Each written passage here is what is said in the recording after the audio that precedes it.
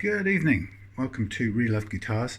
This is a sort of short and probably a bit disjointed video because this is a personal guitar of mine and just wanted to kind of introduce you to it. It may have been sort of featured before somewhere, but this is my first Les Paul single cut shape guitar, and what I like about this guitar is it's got a story to it. Which I like about guitars generally when they have interesting stories. But the story behind this one for me is a kind of construction story, and one of making fab mistakes and kind of coming up with solutions for them. So this is I bought two a year or so. Oh, hey, now that's kind of convenient. I didn't know where that had gone. How about that? That's one of Steve's magnetic picks. Well, I was hoping to bring it up here and I forgot where. So there you go. I'll take a separate picture of that for Steve. Anyway, yeah, so I bought two of these very cheap Chinese Les Paul necks in a kind of mahogany, what the Chinese call mahogany. Lord only knows what it actually is. But so I set about having fun to make a couple of Les Paul style guitars, and I wanted to see just how well these particular necks worked. And I'd never made a Les Paul style before, so it was quite daunting, the idea of fitting these glued in necks. Now, one of the things that the Chinese did really well with this is that they built these things with a pre-set Les Paul style angle into the heel. Now on this one, because I wanted it to go through at just about flat, I actually worked that down to almost, I think it was about 1 degree of an angle. But they come with the standard sort of 3.5, whatever it is, Les Paul type angle for the carved body top, full thickness Les Paul. So anyway, they're the sort of, to describe them, they're what they call tech wood, I think it is. It's not rosewood. It's a white, long grained, straight grained white wood that they've sort of made work as a fingerboard wood. And I have to say, it's not the prettiest thing in the world, but I think these were something like 30 quid each, these necks. So I just wanted to explore and play. So I made this thing, and I wanted it to have rail hammer pickups because I like them. And a couple of things happened. First of all, I kind of learned why these cheap Chinese bridges are crap, and the reason why is that they all tilt on their hinges, on their posts. I don't know how well this shows up here, but look at that thing tilting forward. Now, if you can adjust it so you get the height right, but the real problem with the tilt is that with a cheap bridge like that, you run out of brake angle very quickly. As soon as that tilts up too far, the brake angle's gone and the string doesn't have any note, have any sustain anymore, or it doesn't have a clear launch point. Get in focus, please. So that was my first thing, and I had to find a way of putting some material under there to pack it out. Now, I'm wondering if this has still got it behind there, because I think it probably does, otherwise it would be even worse. But anyway, so I have a plan to replace that. So I made it up and finished it, and this is two pieces of wood. We've got some old mahogany, an old table here, which I was pleased to recycle, or upcycle, whichever you call it. That's what I like to do. And then on top, I bought some London plain to try it out. I'd never used that before. It's actually, in retrospect, hindsight, yeah, that's the one.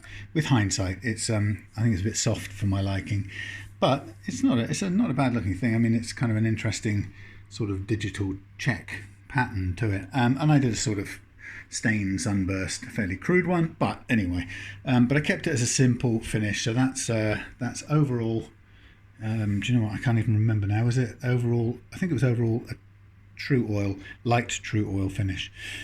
So I made it up, and I didn't really test it that much, but I halfway along it became for somebody who wanted it. So I wasn't planning on keeping it. I originally was planning on keeping it, then somebody asked about it and it became theirs, and I made it up, finished it off and sent it off, and they sent it back saying that they didn't get on with it, so could I refund them? And it was it was a good customer, so I said yeah, of course. So I took it back, and So I left it a while, put it away, and got on with other things. But I came back to it and tried to think to myself, actually, what is wrong with this thing? I don't really like it. I can understand why the customer didn't like it that much. So I kind of worked out, something I hadn't realised, but I worked out that the Chinese manufacturer had left a millimetre too long on the final fret, or on the length of the fingerboard here. And I hadn't noticed. I'd assumed they'd got it right and I'd made this thing. So the scale length was out by about a millimetre, and it was throwing everything just slightly out. So you just felt like you could never quite get it in tune, which I hate, and I would be upset if I had a guitar that I couldn't get in tune. So I was really glad that the customer did send it back.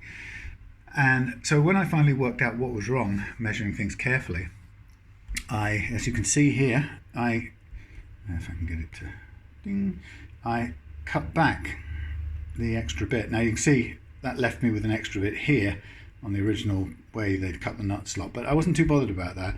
Once I got that down to the correct scale length, lo and behold, it's a beaut to play. I absolutely love it. It's one of the nicest guitars I've ever played in this sort of region here, just for the sort of widdly, solo-y type stuff. I'm not a soloing guitarist, but for someone who likes to noodle a bit, I'm really so happy around here. And of course the rail hammers, hyper vintage pickups are just gorgeous.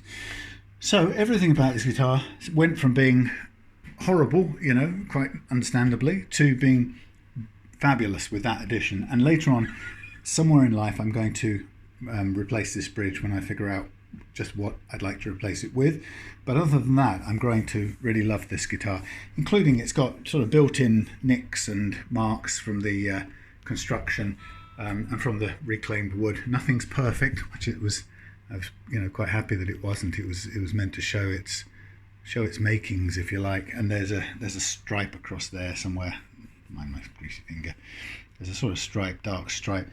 But apart from that, it's now growing on me hugely. So for a cheap neck, I learned the hard way why it was, well, not why it was cheap, but what another of the pitfalls with Chinese made necks for their cheapness. But having put that right, this is now a guitar that I love. And the only problem, I've got a little bit of the action I like, I've got a tiny little bit of buzz down here, which I'm going to get rid of because I want to get rid of it. And while I'm at it, I'm going to see if I can get this to sit a bit more level, maybe with a little bit of foil or something tucked under there. But there we have it. So a weird, interesting one. I'm not even going to film this. I'm just going to get on and do it because it's not for sale. It's nothing on this that's now going to be any different from a standard fret leveling. I'm just going to be a little bit, do a little bit of precision leveling up here to make it the way I want. All the notes bend and everything. But it's a definite keeper for me. And over time, I really get a strong feeling that this is going to be a sort of an old friend of mine in years to come. And I will change this bridge as well to improve it. So there you go, just a quick drop in to say hello to this one had the designation of LP1. It's a first one.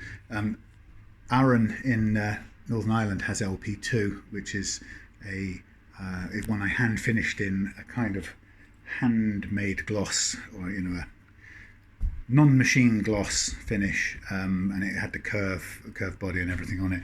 Same neck, but luckily not with the problem at that end, which this one had. But there you go. Don't trust the scale length is what I'm saying. And actually, sometimes you can't trust the scale length with much more expensive necks either. They can vary. They can vary enough to throw you out. But it was wonderful to put that right and hear the thing just drop back into playing perfectly in tune. It's like a transformation, so really worth the effort. And there you go, LP1 from Reloved Guitars, my first single cut Les Paul, one that's now growing on me more and more.